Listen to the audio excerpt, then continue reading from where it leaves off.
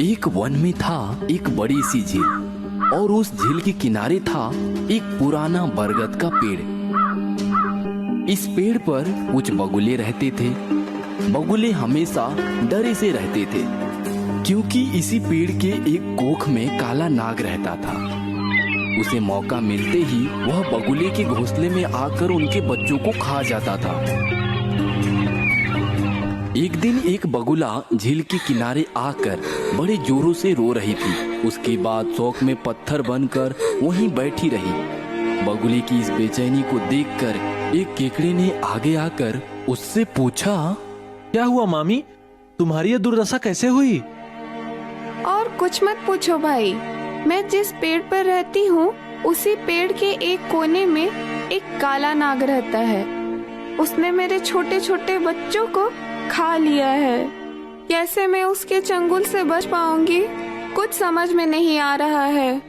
केकड़ा बगुले की बातें चुपचाप सुनता गया। उसके बाद सोचा, यह बगुला जात हमारी जानी दुश्मन है और बगुले की दुश्मन है वह काला नाग। इसे इस तरह की सलाह देनी पड़ेगी जिसे सांप भी मरे और बगुला भी मरे।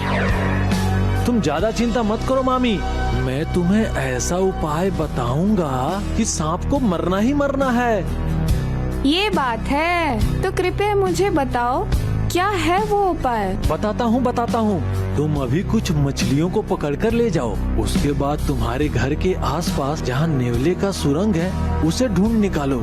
उसके बाद मछलियों को सांप के कोह से लेकर नेवले के सुरंग तक सजा कर रख दो। बस तुम्हारा काम हो गया। देखना इसमें तुम्हें फल मिल जाएगा। बगुले ने केकड़े के कहे अनुसार सब कुछ किया। उसने मछलियों को सांप के कोह से लेकर नेवले के सुरंग तक एक लाइन में सजा दिया और अपने घोंसले में आकर इंतजार करने लगी।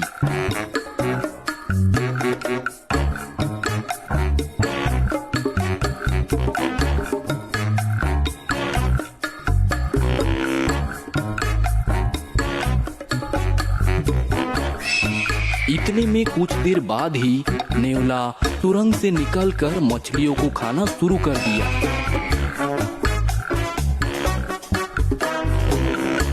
और खाते खाते सीधा सांप के कोह के सामने आ रुका। सांप नेवले को देखते ही फुफकारने लगा।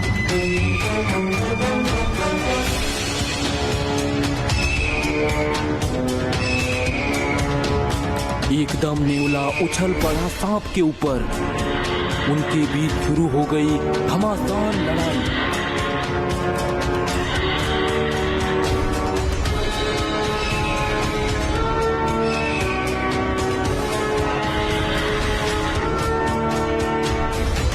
कुछ देर बाद ही नेवले के हाथों सांप मारा गया। इस घटना को देखकर बगुले आनंद से शोर मचाने लगे। नेवले ने पाया कि पेड़ पर है फूलों का घोंसला। देखते ही देखते वो पलक झपकते ही पेड़ पर चढ़ गया। उसके बाद बगुले के बच्चों को भी खा गया।